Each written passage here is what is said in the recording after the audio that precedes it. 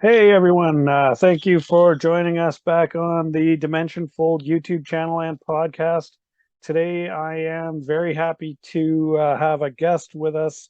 It is author Joshua Cutchin, and welcome, Josh. It's a pleasure to be here. Nice meeting you.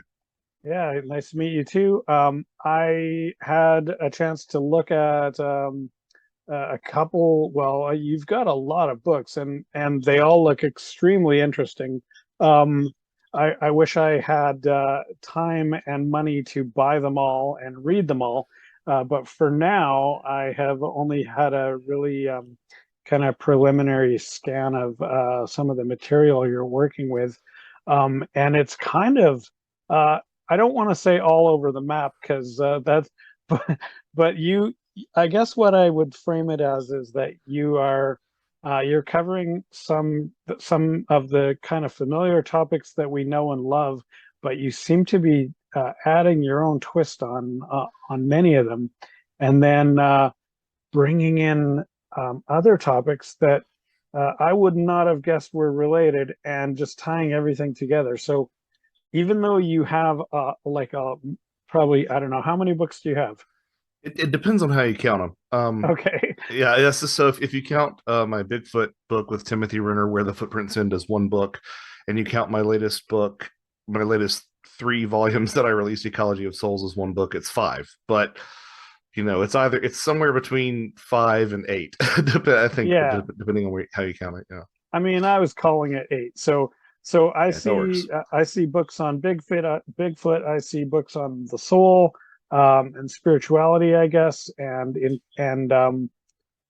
also with sort of like a necrotic twist, or like so you're talking about the nature of death and life and the afterlife, and you're talking about the eternity of souls and whether there are ghosts and other kinds of paranormal phenomena, and you're talking about Bigfoot, and you're talking about UFOs, and you're taking some culinary twists as well, um, Yeah, and also throwing in some fairies and other kind of, I'll use the word mythology, or whatever legend, however you want to term it.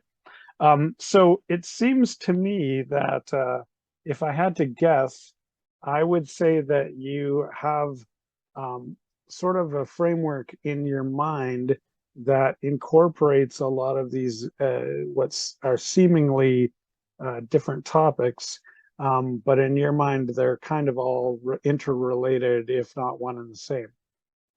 I think that's a fair assessment. And as far as reading books goes, like that's sort of the dirty secret of a lot of authors that I know, is that we spend so much time writing books that when we get to the chance to read them, we're just tapped out, because in the course of writing my books, like I think the latest the Ecology of Souls has like 4,000 endnotes, and about half of those are unique sources, so or something like that. So Wow. so like I read so much for these books, I really don't want to read otherwise. But Yeah. yeah, I think it's a fair assessment. I have over the years found myself drifting more towards being sort of a pan paranormalist. I think at the very least, uh, the different things we think of as sort of being discrete categories, like cryptids or the UFO phenomenon, or um, or ghosts, or even the fae folk. Um, if they aren't all the same thing, I feel relatively comfortable saying that they're all Venn diagrams. Like there's some sort of overlap there. Yeah. So that's been sort of partially my guiding ethos, is trying to find sort of like this unifying fabric between these topics, but also um, really trying to take things that people might mention here or there as sort of an oddity, um, in a book that I might have read. They might, mention it in a sentence, or they might mention it in a paragraph, and saying, well, wait, what does that really perhaps tell us about these phenomena if you were to unpack it? So, a good example of that would be my 2016 book, The Brimstone Deceit, which is all about smells in the paranormal. Because you've heard this sort of, it's almost a trope at this point that a lot of these things smell sulfurous.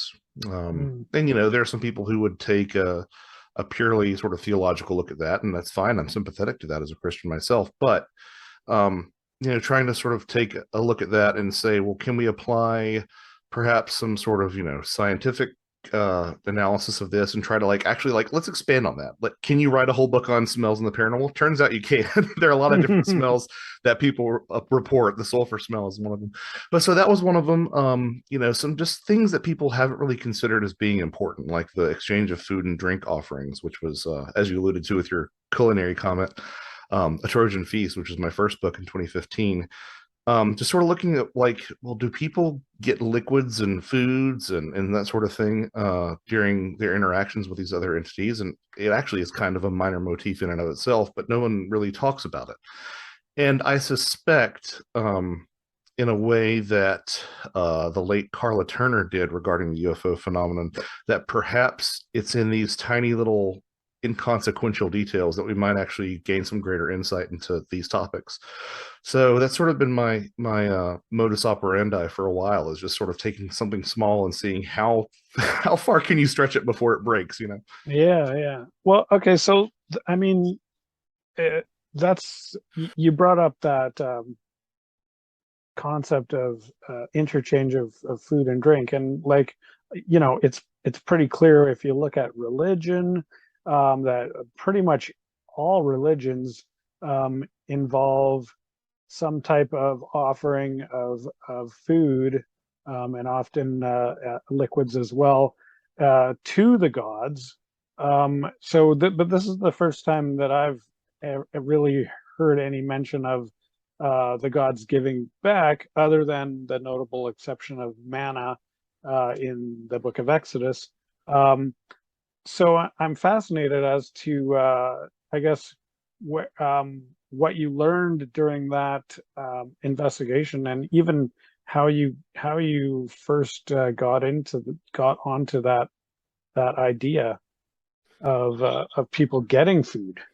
Well, I guess the first sort of origin for this, which I guess is sort of my paranormal origin story, is I was always sort of a monster kid. I loved monster movies, and I had sort of a passing interest in some of this stuff, but it was mainly cryptid Bigfoot focused, because I didn't really comprehend the role that altered states of consciousness could play in some of these encounters, and I think that's probably a fundamental aspect of some of them, at least.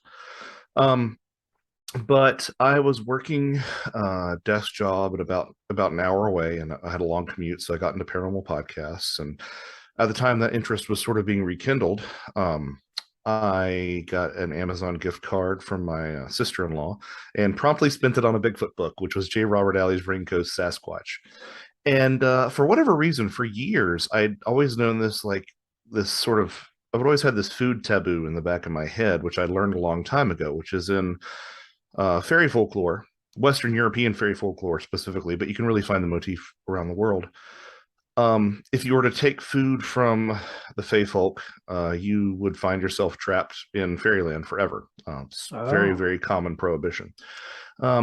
And so I'm reading J. Robert Alley's Raincoast Sasquatch, which is a great book. It definitely adopts the stance that Bigfoot is some sort of relic hominid, but J. Robert Alley does a great job of mentioning a lot of the indigenous beliefs. And one of the indigenous beliefs among some of the tribes in southern Alaska along that coast is that if you accept food from their Bigfoot analog, the Bequests, not only is it not actually the salmon that it appears to be, it's dried tree bark that's sort of been cloaked in this fairy-like glamour to appear to be salmon, but you will be trapped and stay with the Bequests forever.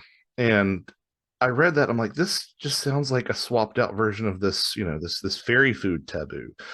And sure enough, that idea of consuming food in the other world and being trapped in the other world is really a universal constant you'll find across all sorts of folklores. You talk to, mythologists and whatnot, and they'll say, oh, well, this is just a derivation of the Persephone myth, where Persephone was given a cursed pomegranate seed in Greek mythology and was, condemned to remain in Hades for the rest of her days, only surfacing once a year.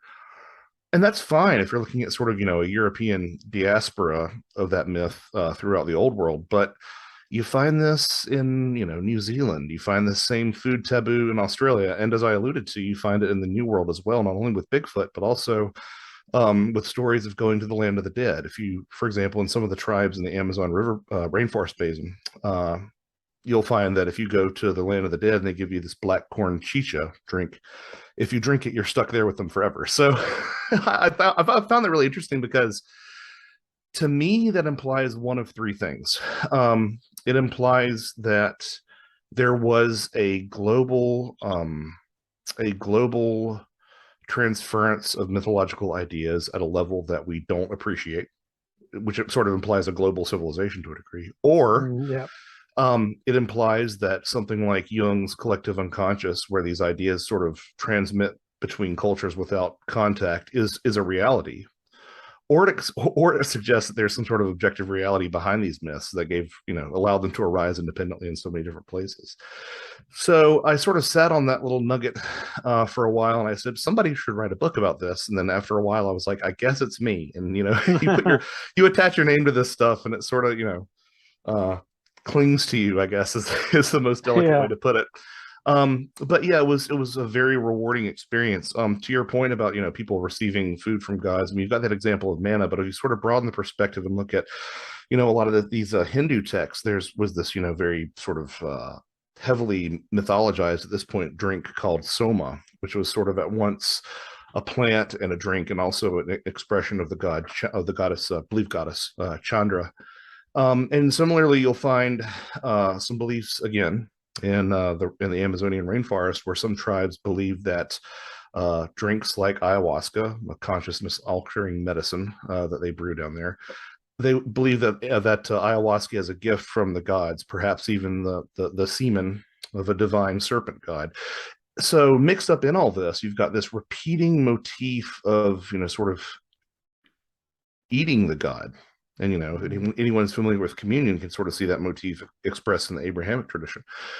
And so when you take that and you place it alongside how closely a lot of these modern contacts, especially in the UFO milieu, how these sort of echo religious traditions, you've got to sort of wonder what they're giving people when they do give them food to drink. And Yeah. as it turns out, this is something that you can find, less so in Bigfoot lore, a ton of it in fairy folklore, and a ton of it in the UFO literature as well. One of the most Yeah. famous examples was in the 1960s, a chicken farmer from Eagle River, Wisconsin, Joe Simonton, was gifted several porous pancakes or cookies in exchange for drinking water. According to his story, it was investigated by J. Allen Hynek of all people. So there seemed to be some sort of truth to it, and he even had the pancakes to show for it.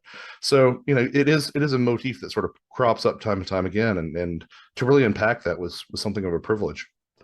Huh. Well, now that you talk it through, it reminds me of course, the forbidden fruit of Adam and Eve as well. And really, there's a lot of parallels there with what you were saying about ayahuasca and the soma. Yeah, That it's like this thing that the gods gave us a long time ago, rather than and that changed us, yeah. and that opened our eyes or whatever. Well, and Um, and that idea of the fairy food taboo, that you eat something and you're stuck in fairyland, it means you can never go home. So right. isn't that sort of right out of Genesis in a sense as well? You Yeah. eat this and you can never go back to the way that you once were. And sure Right. enough, there are some stories in the historical record about people who accepted food from the fairies. Most of them wind up in fairyland, but you'll find some things that sound a little bit more like real life accounts. The distinction gets really murky in fairy folklore. But you'll see these real life accounts where people do consume something from the good folk and they're able to go home, but they're wrecked. They're driven Yeah. mad, or they never forget the desire to return to that place that they were. So in terms of symbolism, that's the same idea of never being able to return to home to the way that Right. you once were. Yeah. Right. Well, and maybe we're looking at it from the other side, because we already did take it. We already ate it, and we can't go back to the way we were. And so like rather than it being a cautionary tale, it's a more of an explanation, I guess. Yeah, it's like what's that phrase? Shutting the barn door after the cows have left. Yeah, Kind of yeah, like that. Yeah, yeah, yeah. yeah. And I know that you have a lot of interest in UFOs in the Bible. And it's a weird line that I end up walking, because again, so much of this UFO stuff does look like a modern iteration of sort of the religious experience. And honestly, you can kind of start to draw those similarities with other sort of borderland experiences, for lack of a better term. But Hmm. I never have really settled on what it quite means to me. I guess my newest book, Ecology of Souls, is probably the closest I've gotten to that. But a lot of that book I don't think it comes through in the text unless you know this. A lot of the new book is just me like trying to reconcile this stuff and trying to find a way, a path through it for me personally. Yeah, well, that's the thing. It's a total mind fuck, right? When you Yeah. start looking at this stuff, you can't go back to the way you were.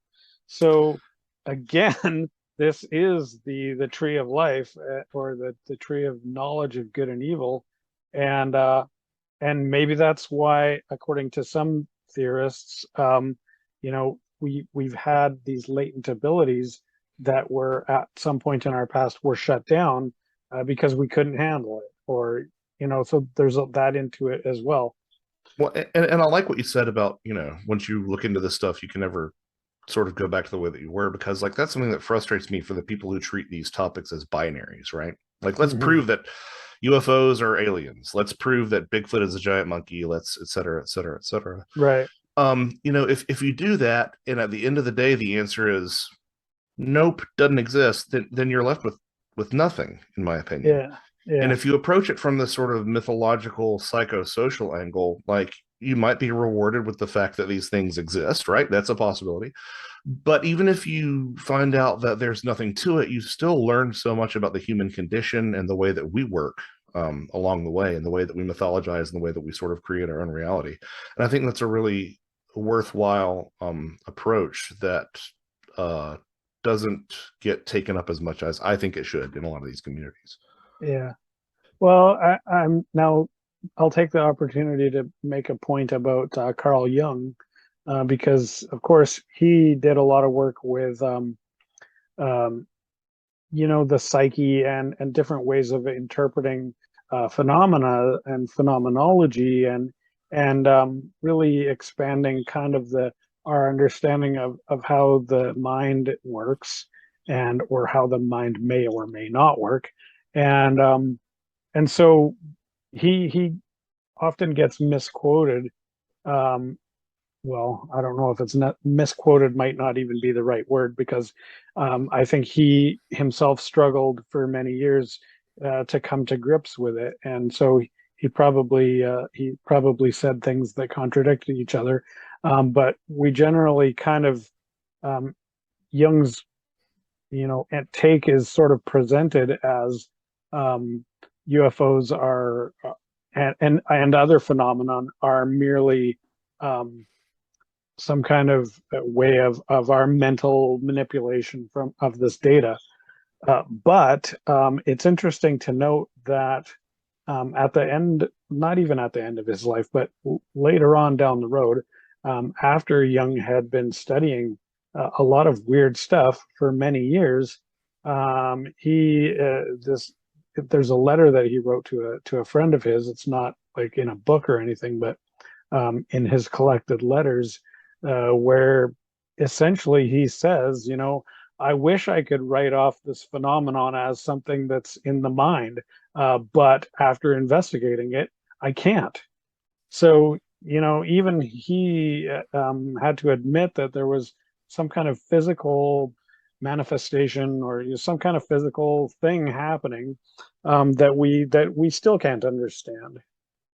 Yeah, Jung has had a pretty significant influence on what I do, and I think that if you sort of look at his entire body of work, especially since the Red Book's become available, he really does start to look like a magical thinker in a lot of ways. But I get the sense that that never really sat well with him. You know, Yeah. there's some people who will selectively read Jung's treatise on flying saucers and say, well, he believed in the extraterrestrial hypothesis, which doesn't really seem to be what it is. To me, every time I've read it, it's always seemed like him really trying to grapple with this sort of in between realm that we just don't Hmm. have the tools to talk about, because he says, these things make radar returns, and at the same time, there are things seen when there are no radar returns, and are we dealing with some sort of psychic effect that can have a physical impact? And I think in a lot of ways that's kind of a healthy way to look at it. And I don't think he realized this, but that's sort of what's kind of been hinted at in a lot of these, other disciplines. The example that I always use, because I run into a lot of people who say, well, Bigfoot, can't be supernatural, or can't be, dare I say, some sort of spirit phenomena, because spirits don't leave footprints. And I'm like, well, if you look at the parapsychological literature, one of the first means of ghost hunting was to spread talcum powder on the floor and wait for footprints to manifest. So obviously you have something that we wouldn't normally consider physical Right. or tangible that's somehow leaving an impact on the physical world. Similarly, like, i'm not really I'm not really striding about the existence of these things, with the one exception of phenomena, which I think, if people approach some of that data and some of these experiments on their own merits without any sort of bias, are extremely compelling. And they really do seem to suggest that, playing by physicalist scientific rules in a laboratory, that there's something to it. And that's a Yeah. chief example of something that we would consider a non-tangible phenomena, the mind, Hmm. or the thought process having an effect or interacting somehow with the physical world. So I think that sort of gives you a little bit of a gateway into to at Yeah. least conceptualizing some of these phenomena. And I realize that there are plenty of people, probably people listening right now, who think that, for example, with the UFO question, it's aliens or it's nothing. And I think that there's a lot of ground in between there that could explain some of what we've seen. And Jung was Right. definitely a champion of that. Yeah. And so I think you were referring there to some of the studies that the US government and several universities collaborated on. Um, is MK Ultra one of those, or are you thinking of different ones? Well, MK Ultra is not really my bailiwick. I mean, I think of normally of MK Ultra as being, you know, experiments with hallucinogens slash psychedelics that were, Oh yeah, right, right, in my estimation, like trying to open up. I mean, almost like trying to force demon possession into people. right, right. I mean, So, that's a but little they, bit all the deep end. But, yeah, it wasn't really the psionic stuff. So, what's the no, name that was stuff when happened under? well, I always find it funny that the same people who don't believe in psychic phenomena have been funding it themselves unwittingly through the U.S. government. So, the Stanford Research Institute (SRI) was a big proponent of that. But even their stuff was not as good as some of the stuff that you've seen coming out of the private sector. Uh, I'm thinking more along the lines of folks like Daryl Bem, who has, if you read his book, I think it's called Real Magic. He talks about some of these laboratory experiments far exceeding the standards by which we would judge any other phenomena in terms of cause and effect. Right. I'm a big fan of Rupert Sheldrake, who did a lot of work with pet telepathy, of all things. Oh, okay. He did a book on he did a study rather on dogs and owners, and he found that even when the owners were miles away, out of earshot, he would actually set up laboratory protocols as best you could in the field for this, and that even when owners were miles and miles and miles away out of earshot and out of being able to be smelled or anything like that, the dogs would post up beside the door whenever the person began their trip home. So Rupert Sheldrake, Dean Radin, I think Daryl Bim's pre-sentiment experiments, where he showed that there was people would have reactions to erotic images moments before they flashed on screen. I think it's really special work. And it's a little bit more, it's a little bit more, it's a little bit more subjective. But the work of Ian Stevenson at the University of Virginia, along with Jim Tucker, their work on reincarnation, Mm. I find to be extremely compelling. Right. And of course, So, yeah, sorry, go so ahead. these are all like very highly trained, well educated, and steeped in academia, mainstream. social scientists doing real science with controlled environments and coming up with incredible data. Um, so yeah, I mean, like it's Well, I mean, fascinating. you'll find no shortage of people who want to punch holes in these experiments, and some of the complaints are valid, as you know, as they would be, and some of the complaints are just like, really, what are you doing here? But I think it was, I always mess this up, but I think it was one of the SRI guys, the Stanford research guys. I think it might have been Russell Targ, I can't remember, who claimed that as far as laboratory experiments, we have more evidence suggesting the reality of psi phenomena than we do the efficacy of ibuprofen, I believe was what he said. Wow. And it's just, there's such an adherence to what I would call the materialist paradigm that I think really is blinding some people to it. And science philosophy is not necessarily my specialty, but if when I read these things, they're at least compelling enough to encourage being inquisitive, and instead the Yeah. establishment just tends to shut them down time and time again. Right. Okay, so let's bring this to either Bigfoot or UFOs. Your choice. How the psionic, especially the telekinesis and telecommunication between entities, be they extraterrestrial or Bigfoot or some other phenomenon of your choice. And in terms of once we once we are kind of becoming more comfortable that hey, maybe there's something to this whole uh, you know mind stuff, then that evidence kind of transfers into some of these other phenomena. Well, in my opinion, and there was recently a highly critical takedown of this opinion, Hmm. specifically related to me, that appeared online a little while back. Um, but in my opinion, the reality of psi phenomena injects a variable into a lot of different things. And it really puts a lot of really strange things on the table. The example that I like to use is if you look at the UFO phenomenon, uh, a startling amount of stories, not just with UFO occupants, but with, literally just lights in the sky, feature some sort of consciousness slash, dare I say, telepathic component. You'll have people, look at a UFO, think, it would be neat to see a UFO, and they see a UFO, or they'll be looking at a UFO and they'll think to themselves, turn right, and it'll turn right. So there seems to be some sort of exchange at play there.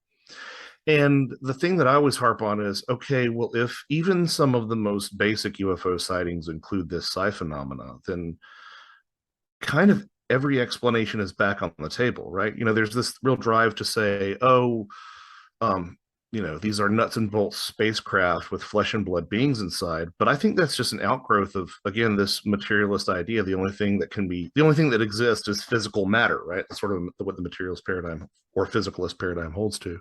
Right. And there have been numerous science philosophers who have said things like, the existence of telepathy would break that particular scientific paradigm.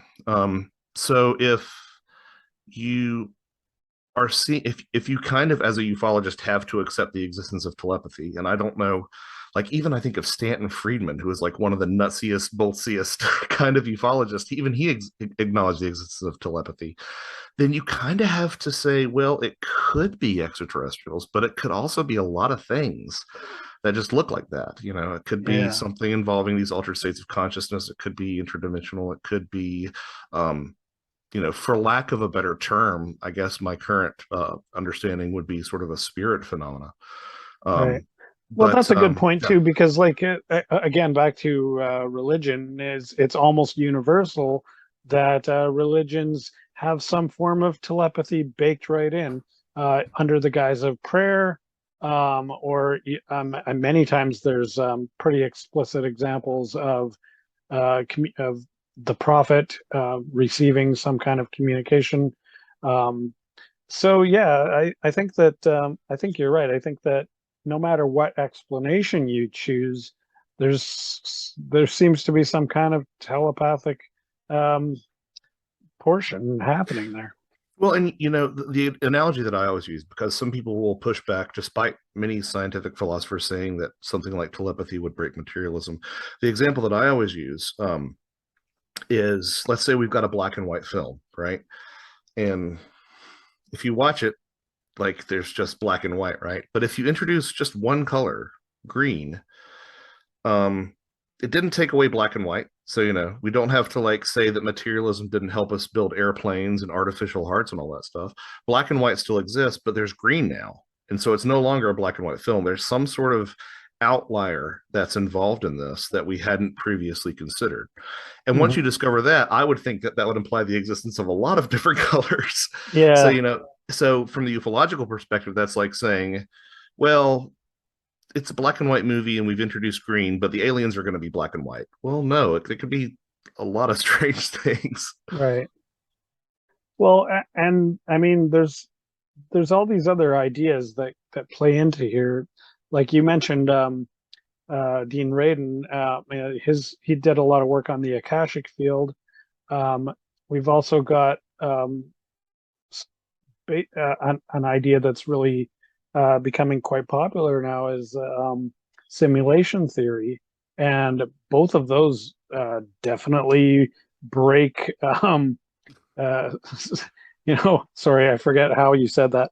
Um, uh, They inject a variable or a yeah, host of variables that kind of ask us if we know anything. Like I probably won't be able to put my hand through this desk, but if that's if that's a possibility now, then who knows?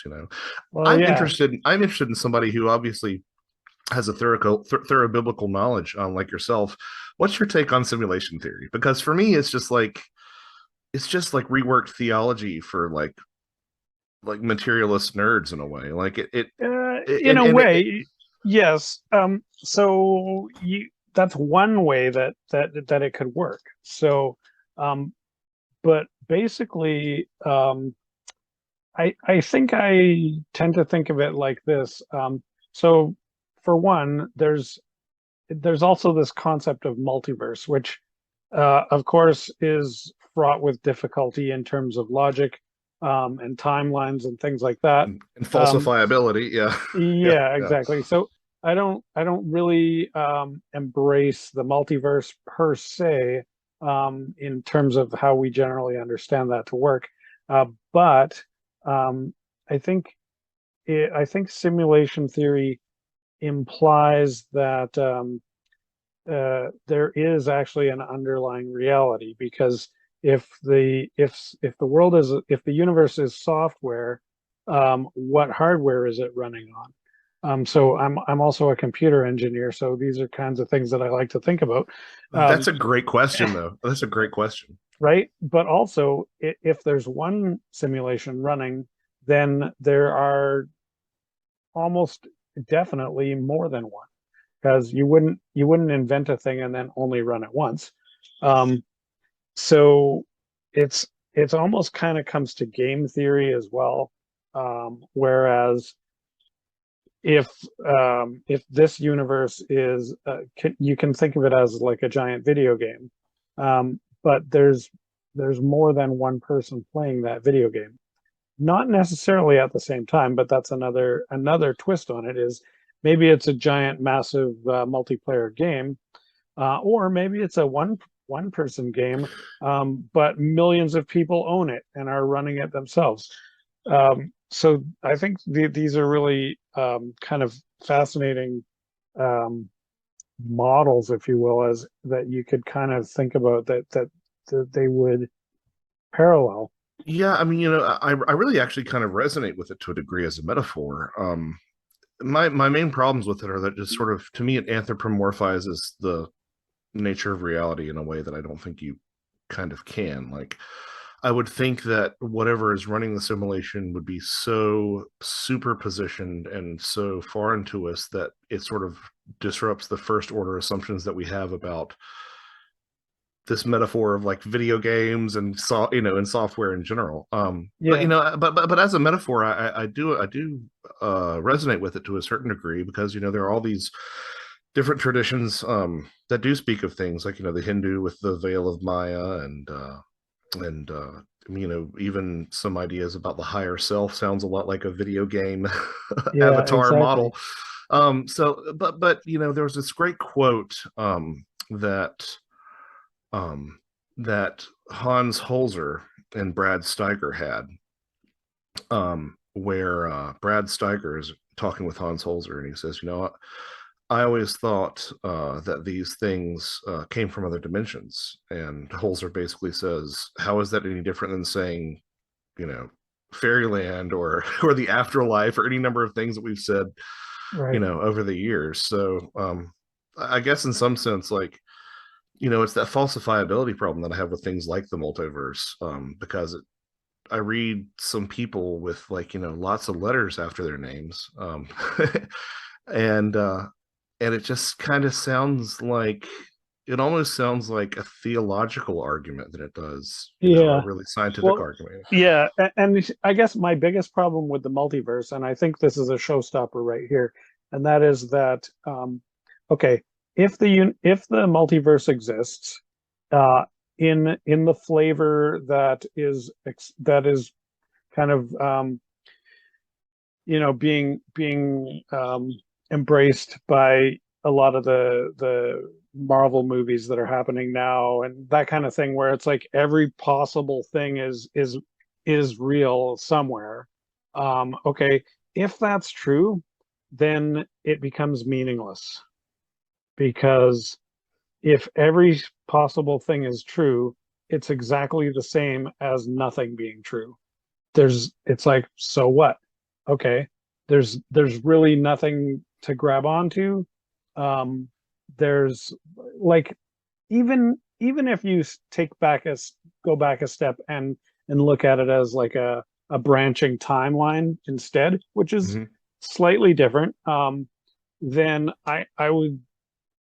I'm much more amenable to the concept of multiple branching timelines, um, because there's actually some meaning to it, where okay, something changed, or something, uh, there was an action that caused something, Mm-hmm. whereas in the multiverse, causality, it becomes a moot point, because it doesn't matter what caused anything, because everything is always happening all the time. That is a fascinating counter argument, and one that I'm gonna steal and credit you with. Not Okay. in my writing, but in my conversations. I mean, Yeah, yeah. I think that's a really good point. I mean, at the very least, on, like, a philosophical level, that's certainly true. Yeah. Mhm. So, I mean, I've kind of been. So I guess I'm more sympathetic to the dimensional idea than I am the extraterrestrial hypothesis, and we could go down the road of why I have problems with the extraterrestrial hypothesis. But it's nothing that people who haven't read Valet don't know. But that I'd rather, I'm more interested in not so much in what you don't think, but in what you think, right? So like, Right. Well, I think that one of the guiding thrusts of what I've done over the past decade or whatever, is that I do think at this point that the, for lack of a better term, alien abduction experience, or UFO contact experience, not necessarily all the things seen in the sky, but when there's an intelligence that you meet, yeah, um, is the same thing as the little people legends that you find across the world. There was a time when I was much more, um, you know, uh, there was a time when I wasn't so sure of that. There was a time when I sort of said, "Well, it's really close," and it's. I can usually find an example of one in the other. An example of hmm something in the alien abduction experience that pops up in the fairy stuff. But it's gotten to the point where I'm pretty darn sure that I can find an example of one in the other. Even if you kind of have to tilt your head and squint. I mean, the thing that sort of really broke it for me was, there's this long-standing trope of alien abductees having implants, right? right, Um, in various parts of their body, and whenever they're excised, they're always, or almost always, I guess I should say, mundane bits of material, right? It's like some iron or something calcified, or it's always just sort of mundane. And of course, the skeptical explanation is that these are bits of porcelain or glass or splinters or something that get lodged in the body and just sort of stay there over time, and the body has its natural defenses which gather around them. The people who adhere to the extraterrestrial hypothesis will say, well, it's technology that's so advanced it doesn't even seem to be technology, and there are all these claims of like Yeah. signals that erupt from them and stuff. But what really broke the distinction between the alien abduction stuff and the fairy stuff was not only the great work that Jacques Vallée had done with 1969's Passport to Magonia, which outlined a lot of those similarities quite extensively, but it's when I learned about the fairy blast. And blast, blister, and blustery all share the same root word. So if you offended the Fey folk, especially in Western Europe, but you can find analogs for it among the Yoruba and among North American tribes, etc. But if you offended the Fey folk, they would hit you with a fairy blast of blustery wind, and it would leave a blister on you. And if you were to have that lanced or excised, you would always find, bits of just trash in there. You'd find teeth or bones or old nails or bits of metal or, any number of things. And that to me is just so specific that you have these entities that exhibit a lot of the behavior that we see in the modern UFO scenario, leaving these little artifacts behind in people's bodies. I'm like, okay, I'm not saying that fairies are aliens or aliens are fairies. Obviously, I'm certainly more sympathetic to the idea that the aliens are fairies because of the way that I've gone in recent years. But I think that they're the same phenomenon that sort of recontextualizes itself over time to be more appealing. Yeah, well, that's interesting because there's a couple of instances in the Bible where Yahweh does essentially that exact same type of scenario. Yeah, there's that, and then there's once you start looking at this through that sort of religious lens, then you get all these examples. I mean, not only in the Abrahamic traditions, but it's a very common motif to find spirit darts and things like that are sent to you by the spirits and how to be taken out. For example, in some Yoruba cultures, you might offend a spirit and it might place, a leaf inside your body that has to be taken out. And there are some modern doctors in Africa who claim to have actually taken these, foreign objects out of people's bodies. Hmm. So yeah, it's definitely seems to be part of that broader expression than it does like, oh, people put a tracking device in an alien abductee's head. And this isn't to say that I think it's all made up. Quite to the contrary. I just think that like there's so many similarities that you can find between these things that it really does suggest to me that we've been interacting with something that is just culturally dependent on the way that it appears. Yeah, well, for sure. I mean, if there's that's one thing that I'm absolutely 100% sure of is that if there's any kind of phenomena at all, and there obviously is something happening, Mhm. um, that phenomena has been being recorded for all of recorded history. No matter Yeah. where you look, no matter which phenomenon you're looking at, you can find something somewhere culturally recorded thousands of years ago. I agree 100%. It's a traveling companion. Hmm. It's been here, I think, for as long as we have, as long as we have, rather. Yeah. Yeah, yeah. And so like that's a lot of what I do is sort of an outgrowth of that. Some people would call me a fairy expert, and I would not say that's the case. There are plenty of people who have a much more encyclopedic knowledge of just the fairy thing. My Hmm. interest is mainly on the intersection of fairy folklore with other phenomena. So like I see some of that reflected in the Bigfoot stuff. I mean, a good example of that would be the braiding of horse manes. Nowadays people will find their horses' manes braided overnight in a barn, and there's a contingency of Sasquatch people who believe that it's Bigfoot sneaking into barns and braiding people's horses' manes. There's been a couple of people who claim to have seen this happen. I found an example of a Russian researcher who claimed to have seen it with an almasty, one of their Bigfoot creatures. And there's a lot of rational explanations for why horses' manes look braided. But if you take that exact same scenario, a horse's mane miraculously appearing braided overnight, and you were to transplant it to, Cornwall or Devon or, in Germany or something, it would be blamed on witches or fairies. And it's interesting to me that regardless of the objective reality of either of these scenarios, it's interesting to me that we see this same, rather mundane anomaly, Hmm. and we attribute to it whatever our culture says is sort of the boogeyman that we Right. have.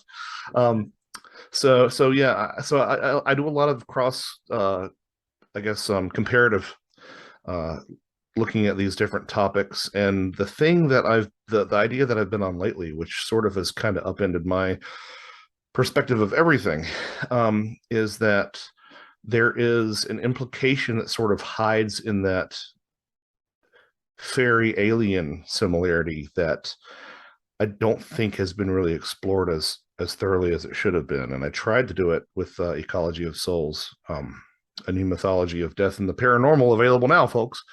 Um, but it's the idea that, like, a lot of these cultures, if you look back before the rise of theosophy in the late 19th century, a lot of these cultures tended to associate fairies with the human dead.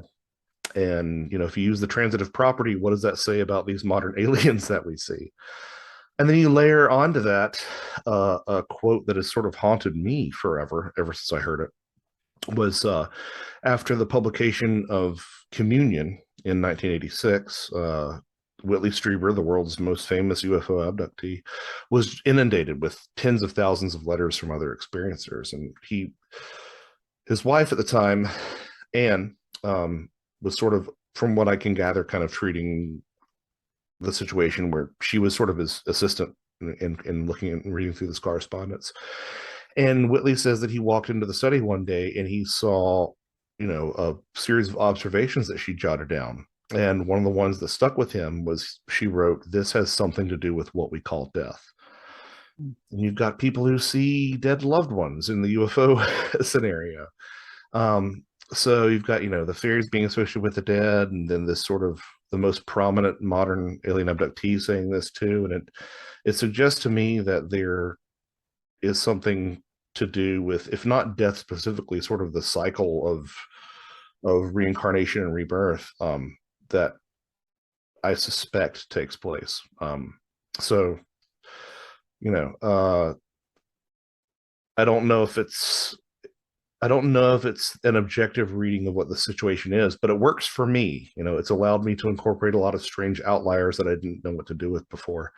Right. Um, yeah, and that's what Ecology of Souls Volume 1 and Volume 2 is. And I know it sounds like I'm shoehorning in a sales pitch, but No, it's been but it's that's it, fascinating because I'm not aware of anyone really who's made a connection like that before. But well, we're it's kind of been hinted at through the years. Like, you've got, Kenneth Ring, who did these great near death experience work, and he says, "Oh, the alien abduction stuff really looks like the near death experience." And you'll find people who say, "Oh, the Eddie Bullard, former Indiana University folklorist, did the same between alien abductions and shamanic initiations in different, indigenous cultures." And again, use that transitive property. What does it start to say? That the NDE yeah, is kind of the contact experience, is kind of the shamanic experience. I mean, so many of these shamanic initiations are predicated on at least a symbolic, if not literal, death and rebirth. So it's right. this idea that sort of just winds its way through a lot of this stuff. Yeah, I mean, to me, I, I, I mean, just in terms of my experience up to this point, I haven't really put a lot of those together in terms of like that, like directly. But a lot of the stuff seems to flow indirectly through the concept of the Akashic field. Mm-hmm. So if there is an Akashic field, and if we can plug into it, and then maybe also the dead can plug into that, and we can contact them that way, or the extraterrestrials would certainly know how to plug into that field.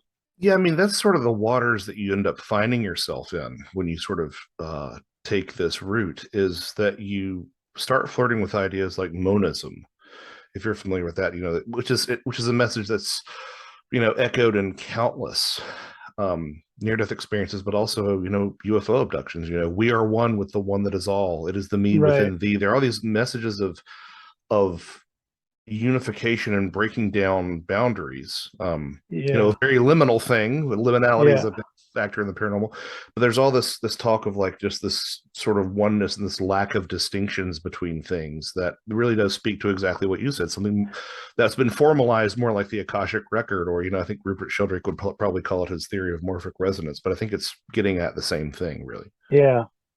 Yeah, well, and there's one thing that we're really good as a species, and that is division. So, I mean, obviously, we're great at Yeah, dividing between each other, but also we have to, and I believe this is a necessary skill that we have come to possess, possibly by eating the fruit of the gods or whatever.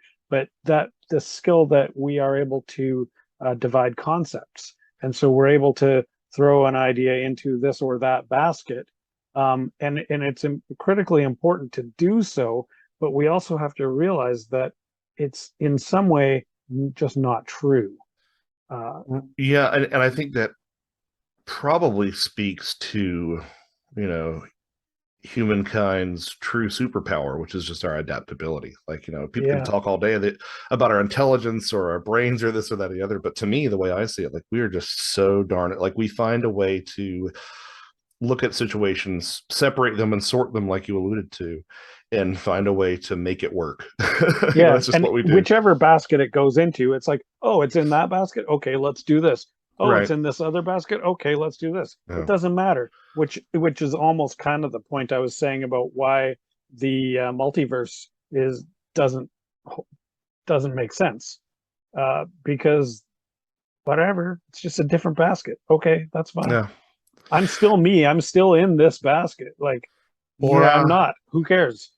Yeah. And, I'm not entirely sure that, like, human beings can wrap their mind around uh the actual idea of alternate dimensions, even if they're like five or something. It's still mind-boggling because people think of it as like a place that you go, or like you Yeah. hop in a machine. It's like basically the equivalent of a reality bending time machine or something. But if you read like Flatland, that essay, like Yeah. about a two-dimensional stick figure, and someone puts their finger on the paper, they don't see the finger, they just see a circle. Like, I don't think we can even conceptualize what another Right. dimension Well, truly would so, be. but that's a really great point because I'm also trained in physics. And so in physics, we deal with multiple dimensions all the time, but it's not what you think.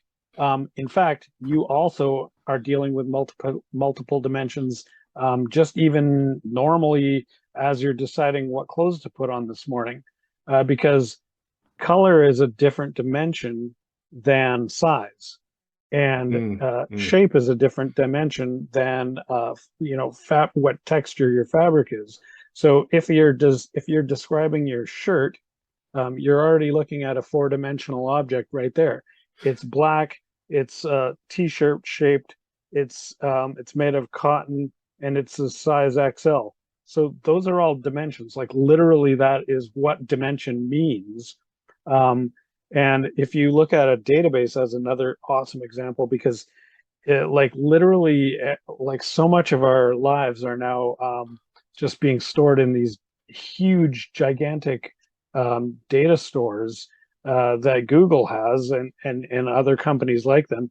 They have um, they have so much data on you and on me that they are essentially turning each of us into a data object that might have thousands of dimensions.